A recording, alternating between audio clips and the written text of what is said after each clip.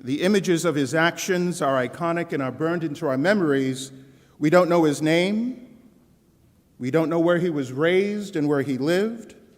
But what we do know that on Monday, June 5th, 1988, an unidentified Chinese man stood in front of a column of tanks leaving Tiananmen Square. These tanks were dispatched because of the student-led protests that began in April and were violently stopped on Sunday, June 4th, with hundreds of people killed and many more injured by the government imposing martial law because this movement was beginning to spread throughout the country. However, the next day, this man took a stand by standing in front and blocking these tanks from advancing. We don't know the fate of this man. There are many rumors and stories about Tank Man, is how they refer to him. I remember seeing this, asking myself, could I do what he did? Could I stand up and maintain my integrity in the face of such a powerful force? We probably could all ask that question. In 1989, I was working full-time at Micrographics and over on Equality Park Place. My work there was as a graphic arts specialist. However, my main vocation and my passion was serving in the ministry as a ministerial servant in the Newport Congregation of Jehovah's Witnesses. Since it was June, I would have been preparing for the summer district conventions, which would have been held at the Civic Center in Providence, where I worked and was assigned to work all 4 to 5 weeks. The year prior, the theme was divine justice, and the witnesses were admonished to be bold in proclaiming God's kingdom as the only solution to mankind's ills, the only true source of justice and peace, as well as to proclaim the pending destruction of a worldly system of things at Armageddon. Now, I strive to live to the ideals and expectations that were therein told that I should do.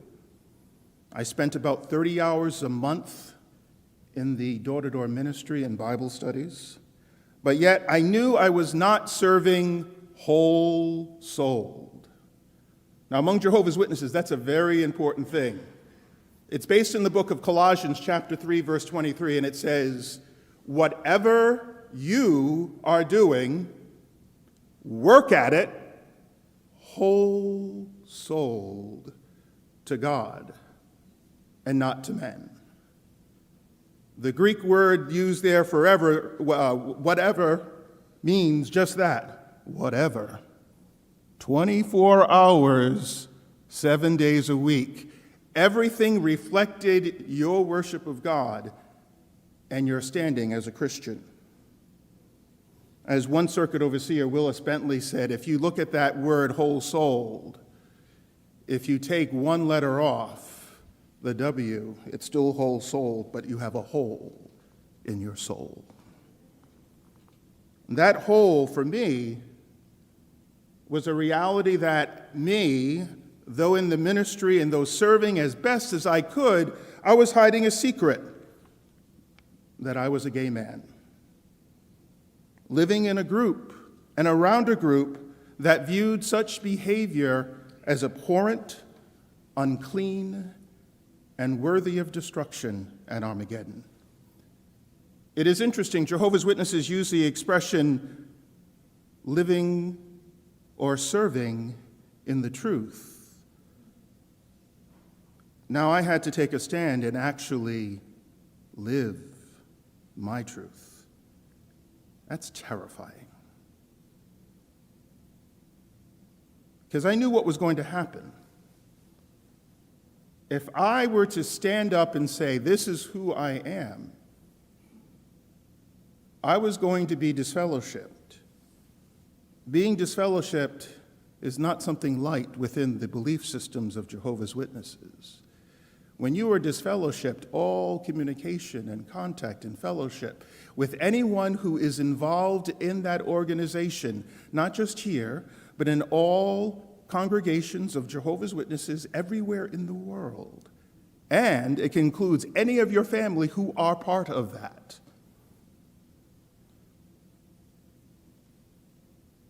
I remember when this was all happening, I just lived a couple of streets over. I lived on Memorial Boulevard West,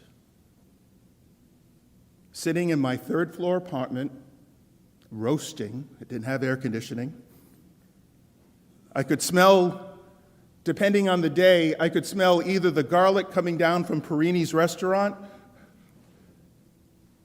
or the pizza being cooked at Nicholas's Pizza.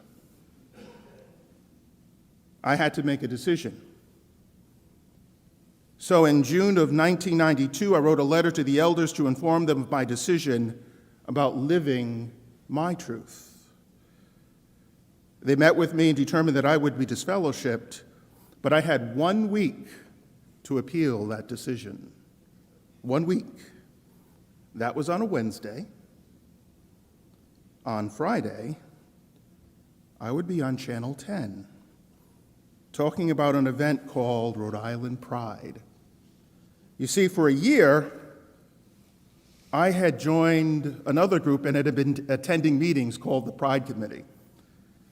That year's theme was so significant.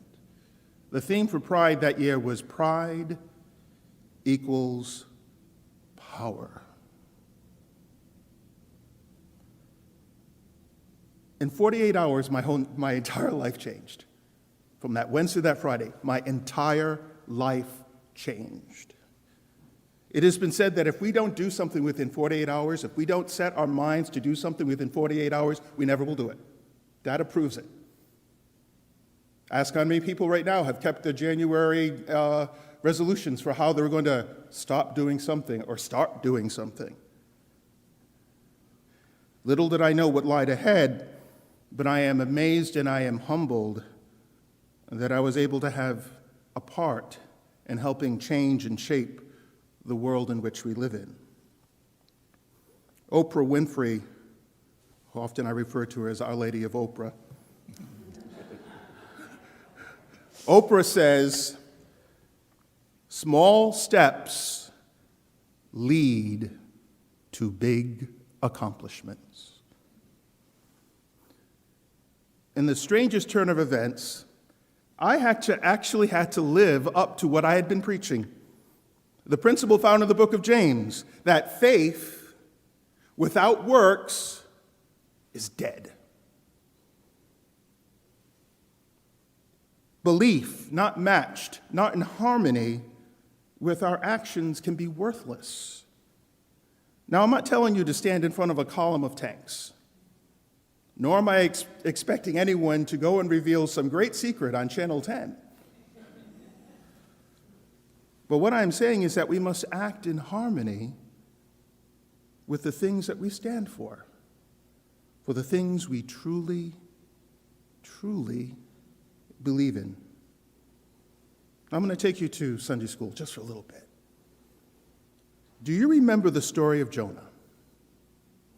Jonah was a prophet that was told by God, you need to go from Galilee, and I need you to travel 500 miles east to Nineveh to deliver my message to the Assyrians, who were notoriously violent,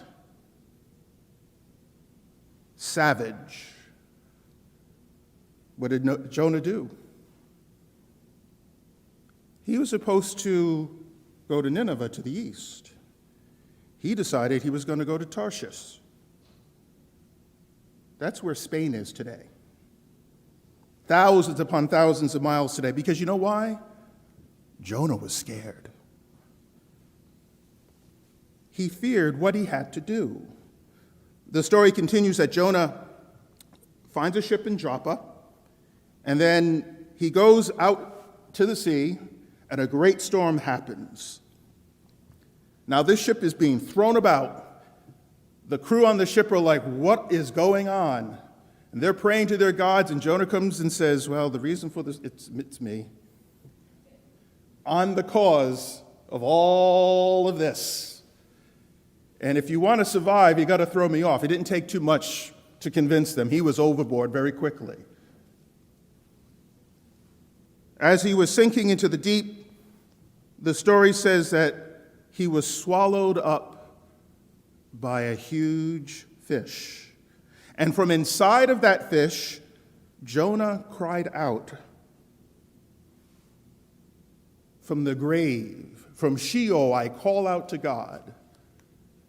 And it says that God became merciful and had the fish vomit him close to dry land. Fear is real.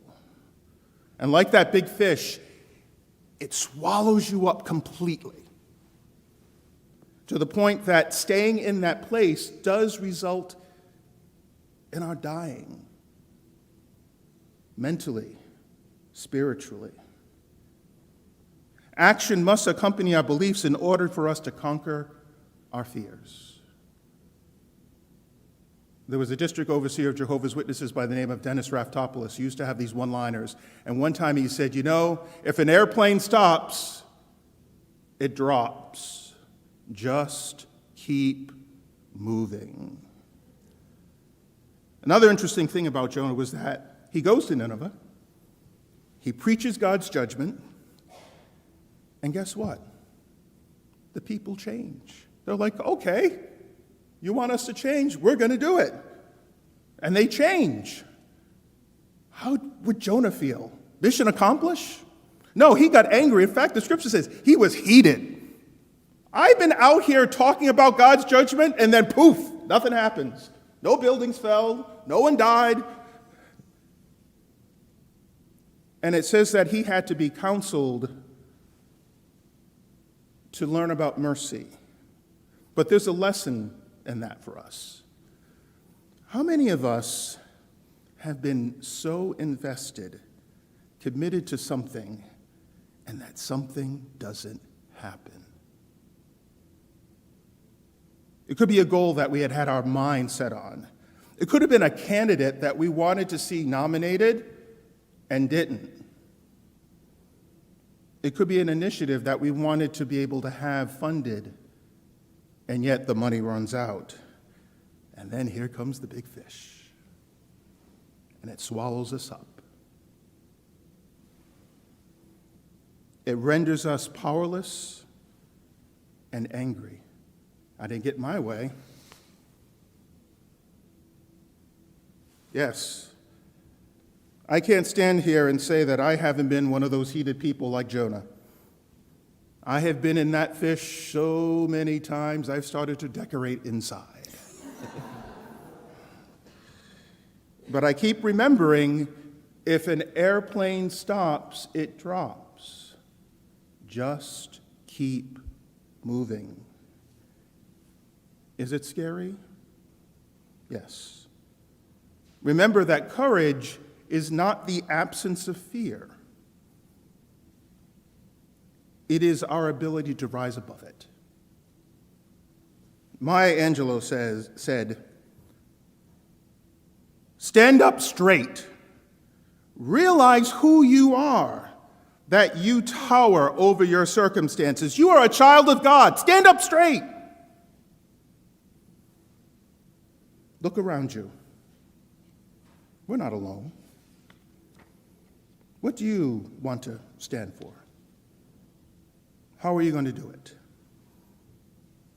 When do you want to do it? Why do you want to do it? I can't answer that. Only you can. But I can say this. There isn't a lack of issues. When you see injustice and hatred being meted out to individuals who are black or brown or indigenous or speak a different language, and we see the hatred that is spewed out, we can take a stand. when people are being herded into cages and stripped of their dignity by administrations that are both Democrat and Republican. Let's be truthful. You can take a stand. When people are denied civil rights merely because of who they love or the gender in which they identify, we can take a stand. When the Bulletin of Atomic Scientists moved its symbolic doomsday clock to 100 seconds before midnight, midnight being, that's it, folks, we're out of here. For the first time this week, 100 seconds, the first time it's ever been in less than 2 minutes, because of not just the threat of nuclear weapons, but climate change. We better take a stand. Though we might disagree with the beliefs and practices of Jehovah's Witnesses, they spent last year $2,088,560,437 hours telling people about their view that God's kingdom was the only solution for mankind's problems. They believe that that kingdom is a government. That averages about 240 hours a year per person. That's a lot. I can't get people to lick an envelope sometimes to send to their own congressperson. 240 hours. And they do something that we don't like to talk about, politics and religion in one stroke. But here are some powerful ways in which we can take a stand. We can vote. Something as simple as voting. I'm an election official in Coventry, and we don't see anywhere in the state more than 50% participation in our voting process. And yet, we can guarantee we can get 100% of the people complaining about something that they don't like.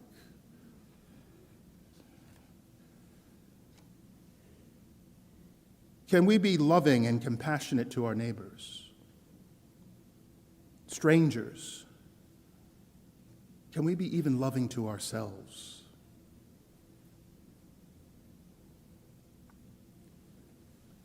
To borrow an expression Jehovah's Witnesses use, can we bear witness to the truth from your heart? Now, I'm not going to tell you to go and stand in front of a rally of people who completely believe something that you don't.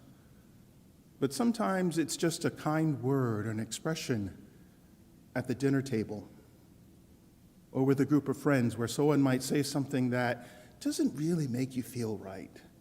And do we go, do I say something?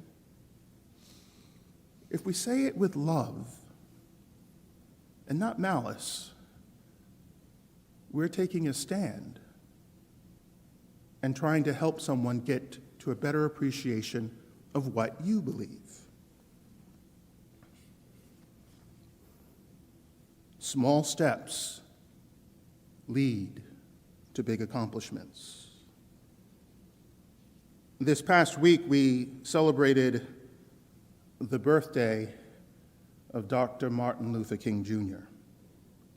His life is an example of courage, and we all strive to imitate his example. Just about 52 years ago, he gave the Drum Major Instinct sermon at Ebenezer Baptist Church.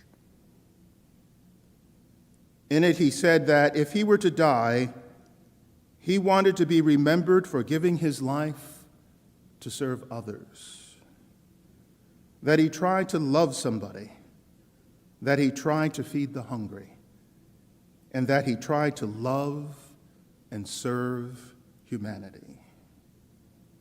He then quoted the words of a song that I wish to share in conclusion with you, being ever mindful that each and every one of us today and tomorrow and in the near future that standing still is not an option. We must be active. We must be loving. We must be caring. The song is entitled, "If I Can Help Somebody." It was one of his favorite songs, and it goes something like this. If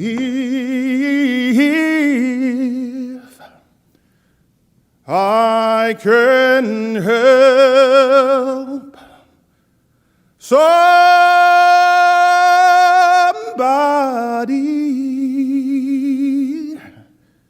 as I travel along, and if I can help somebody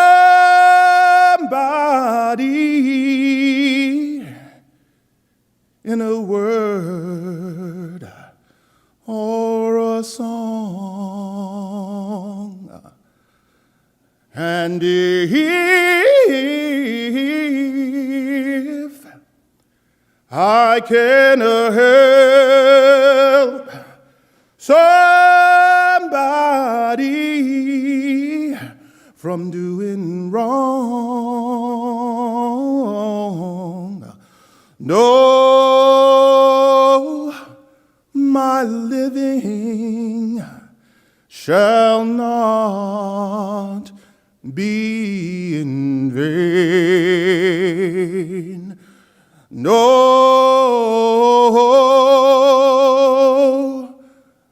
my living shall not be in vain. No,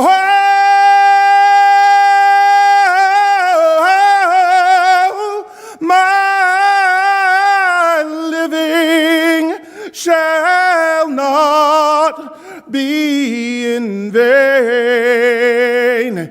If I can help somebody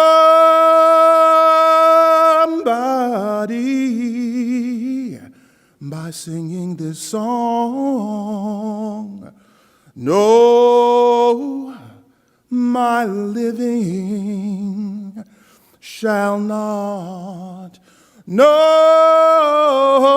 my living shall not, no,